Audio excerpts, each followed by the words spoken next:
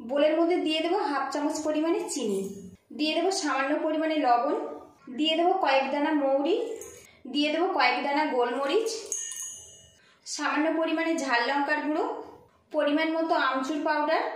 ঢাকনা দিয়ে একসঙ্গে ব্লেন্ড করে নেব। যে বাদামটা বেশ ভালো মতো ভাজা হয়ে গেছে, এবার এই ছাঁকনির মধ্যে দিয়ে দেবো কর্নফ্লেক্স। নমস্কার বন্ধুরা, আমি অনিন্দিতা, আপনাদের সকলকে স্বাগত জানাচ্ছি। আজকের আমি ফুটন্ত তেলের মধ্যে অল্প পরিমাণে কর্নফ্লেক্স দিয়ে দারুণ মুখরোচক একটা নাস্তা রেসিপি আপনাদের সাথে শেয়ার করব। তার জন্য এখানে দেখুন ছোট বাটির হাফ বাটি পরিমাণে কর্নফ্লেক্স নিয়েছি, আর এখানে দেখুন এক মুঠো পরিমাণে চীনাবাদাম নিয়েছি। আর এগুলো নির্দিষ্ট মেজারমেন্ট ছাড়াই কিন্তু আপনারা খুব সহজে বানিয়ে নিতে পারবেন। এই নাস্তার জন্য স্পেশাল একটা মশলা বানাবো, তার জন্য এখানে একটা মিক্সিং বোল নিয়েছি। এবার এই বোলের মধ্যে দিয়ে দেবো হাফ চামচ পরিমাণে চিনি। আপনারা যতটা নাস্তা বানাবেন সেই মতো মশলাটা রেডি করতে হবে। দিয়ে দেবো সামান্য পরিমাণে লবণ, দিয়ে দেবো সামান্য পরিমাণে বিট লবণ, যেটা আমরা কালো নুন বলি, দিয়ে দেবো কয়েক দানা মৌরি, দিয়ে দেবো কয়েক দানা গোলমরিচ, সামান্য পরিমাণে ঝাল লঙ্কার গুঁড়ো, সামান্য পরিমাণে হলুদ গুঁড়ো, পরিমাণ মতো আমচুর পাউডার, দিয়ে দেবো পরিমাণ মতো চাট মশলা। ঢাকনা দিয়ে একসঙ্গে ব্লেন্ড করে নেব। এদিকে দেখুন মশলাটা আমার রেডি হয়ে গেছে, এবার এটা আমি সাইড করে দেব। এদিকে কড়াটা গরম করে নিয়েছি, এর মধ্যে সাদা তেল দিয়ে দেব। তেলটা ভালো করে গরম করে নেব। তেলটা কিন্তু বেশ ভালো করে গরম করে নিয়েছি, আর এখানে দেখুন একটা ছাঁকনি নিয়েছি, এর মধ্যে আমি বাদামগুলো দিয়ে দেব। আর ছাঁকনির মধ্যে দিয়ে বাদামটা এইভাবে ভেজে নিলে বাদামটা কিন্তু তেল থেকে খুব ঝটপট তোলা যায়। এইভাবে একটু ভেজে নেব। আর বন্ধুরা, আজকের রেসিপিটা যদি ভালো লাগে প্লিজ বন্ধুরা একটা লাইক দিয়ে উৎসাহিত করবেন। আর চ্যানেলে নতুন হয়ে থাকলে চ্যানেলটিকে সাবস্ক্রাইব করে বেল আইকনটি প্রেস করে আমাকে একটু সাপোর্ট করবেন। এদিকে দেখুন বন্ধুরা, বাদামের গায়ে যে খোসাটা আছে ফাটতে শুরু করেছে, তখন বুঝে নিতে হবে যে বাদামটা বেশ ভালো মতো ভাজা হয়ে গেছে। এবার এটা আমি তুলে নেব।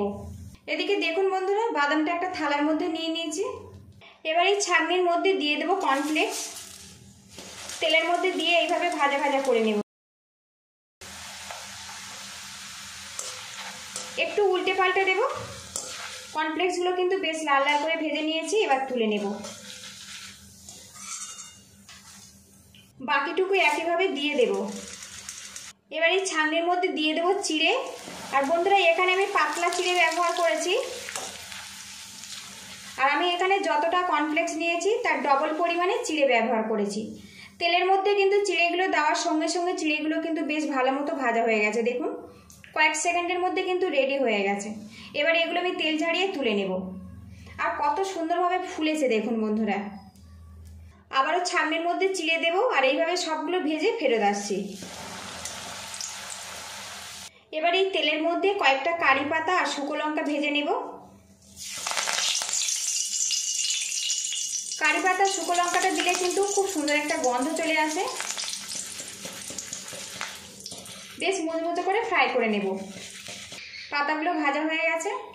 এদিকে দেখুন বন্ধুরা, কর্নফ্লেক্স, বাদাম আর চিড়েটা কিন্তু বেশ করে আমি ভেজে রেডি করে নিয়েছি। আর কতটা মুচমুচেভাবে তৈরি হয়েছে দেখুন বন্ধুরা, একদম মুচমুচেভাবে কিন্তু রেডি হয়েছে। কর্নফ্লেক্সটা দেখায় তো দেখুন বন্ধুরা কতটা মুচমুচেভাবে রেডি হয়েছে।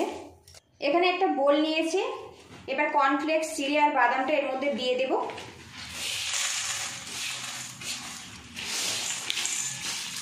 এবারে যে মশলাটা আমি রেডি করেছি চিড়ের মধ্যে দিয়ে দেব। আর এই মশলাটা দিয়ে এই নাস্তাটা বানালে বন্ধুরা দারুণ কিন্তু খেতে লাগে। এবার এগুলো এইভাবে মিশিয়ে নেব। এবারে এখানে যে শুকনো লঙ্কাটা ভেজে নিয়েছি দিয়ে দিলাম। এখানে কারি পাতাটাও দিয়ে দেব। আবারও মিক্স করে নেব। ভালো করে মিশিয়ে নিয়েছি বন্ধুরা। আর আজকে আমি সামান্য পরিমাণে কর্নফ্লেক্স দিয়ে দারুণ মুচমুচে কর্নফ্লেক্স চিড়ে ভাজা রেসিপি আপনাদের সাথে শেয়ার করলাম। এই রেসিপিটা কিন্তু আমাদের বাজার থেকে কিন্তু কিনে খেতে হয়। আপনারা এইভাবে একবার কিন্তু বানিয়ে দেখতে পারেন। বাড়িতে বানালে অবশ্যই কিন্তু কমেন্ট বক্সে জানাবেন। আর এই রেসিপিটা কিন্তু বন্ধুরা হালকা খিদাতে আপনারা খেতে পারেন, চা কফির সাথে খেতে পারেন, বাচ্চাদের স্কুল টিফিনে দিতে পারেন, কিংবা সন্ধ্যার জলখাবার হিসেবেও কিন্তু খেতে পারেন। আর বন্ধুরা, কর্নফ্লেক্সের এই নাস্তাটা খেতে যাতে আরেকটু ভালো লাগে সামান্য একটু চানাচুর দিয়ে দেব। এটা একদমই অপশনাল, আপনারা দিতেও পারেন আবার নাও দিতে পারেন। ভালো করে মিক্স করে এটা পরিবেশন করব। আর এইভাবে কিন্তু আপনারা রেডি করে এয়ারটাইট কন্টেনারে ভরে বেশ কিছুদিন সংরক্ষণ করতে পারেন। আপনাদেরকে দেখাই এটা কতটা মুচমুচে আর খাস্তাভাবে তৈরি হয়েছে দেখুন বন্ধুরা। তো দেখুন একদম কিন্তু গুঁড়ো হয়ে যাচ্ছে। পুরো ভিডিওটির সঙ্গে থাকার জন্য অসংখ্য ধন্যবাদ। ভালো থাকবেন, সুস্থ থাকবেন, দেখা হবে নেক্সট ভিডিওতে।